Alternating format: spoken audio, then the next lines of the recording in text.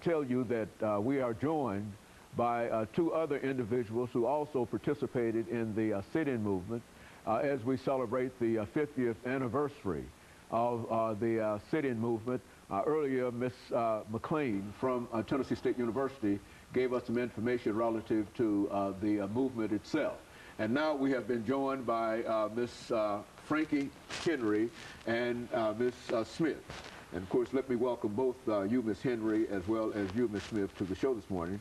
And we do understand that being females participating in the sit-in movement must have been a real traumatic kind of thing for the both of you. And so let's start off, Ms. Henry, by having you to give us some information about your participation and how you became involved with that. And then, because we've got another segment after that to sort of get into some discussion in reference to this. And then Ms. Smith will give us some information in reference to her involvement, and then we'll start talking about the movement itself. Well, I had on-the-job training because I had not participated in the workshops. I met Diane Nash, one of the leaders of the sit-in movements, as I was getting off the bus downtown, the Jefferson Street bus, trying to transfer to go on the other side of town. So she recruited me from the bus and asked me would I go to King Sloan with her. And at that time, I thought Diane was a white lady. And I said, why? And she explained to me about the movement and what the movement was about and what they were trying to accomplish, sitting in at the counters, desegregating the counters.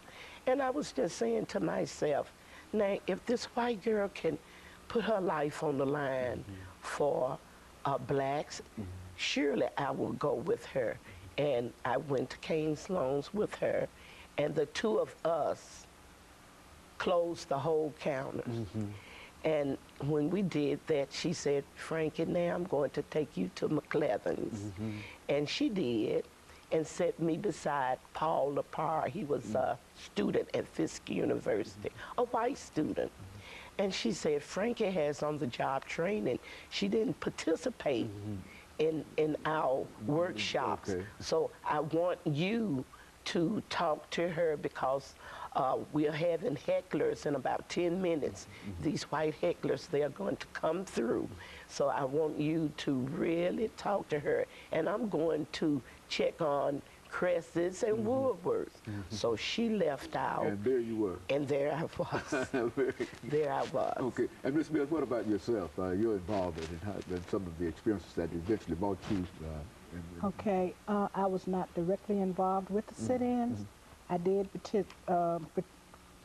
attend some of the workshops, and I had learned about the nonviolent techniques and stuff like that, but I did not feel that I was strong enough in my head to let people spit on me, hit me, or do anything they wanted to without fighting back. I understood what we were trying to do, but I felt like if I went and to see if I would make it, that I might mess something up. So I just did not participate. But I did go when they started the stand-ins. I was ready. And I stood in at the theaters, and one night I did sit in just for a minute until they closed Wilson Quick down. That was because there were so many students at the theater that they asked some of us to go across the street and sit in over there.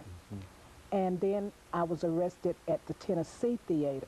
Now, we did experience some pushing and jostling. The police pushed us around when we would ask to stand back. There would sometimes be some of us waiting to go up to the window to get a ticket.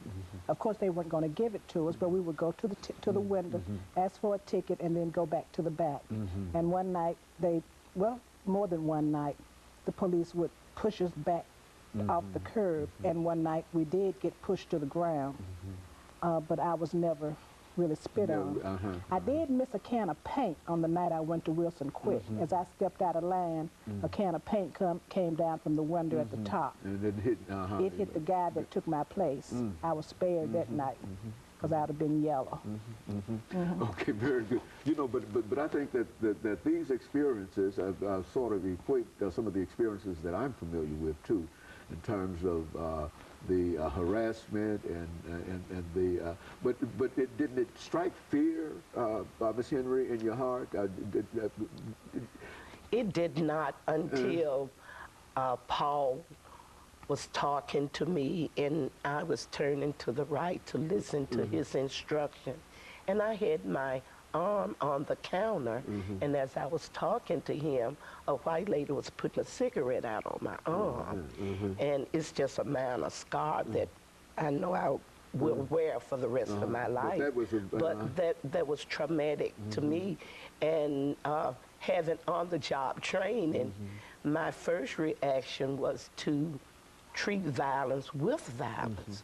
So I was saying in my mind, now I'm getting ready to fight her or whatever.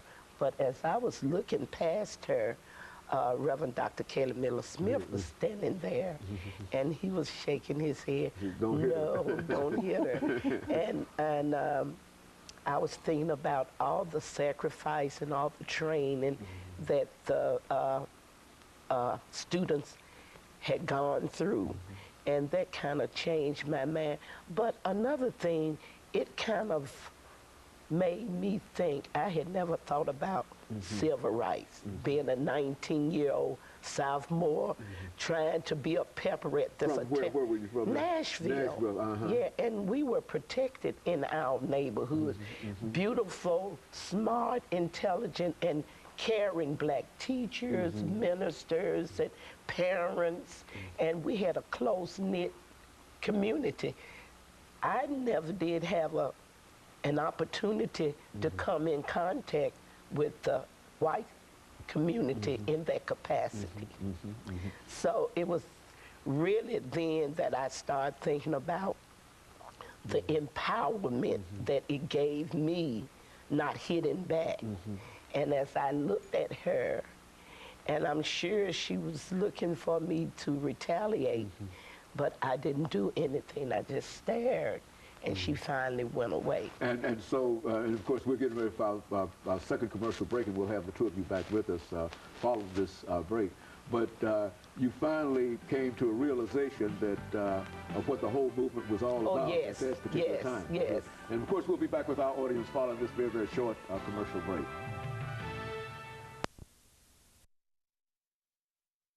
We're talking to Ms.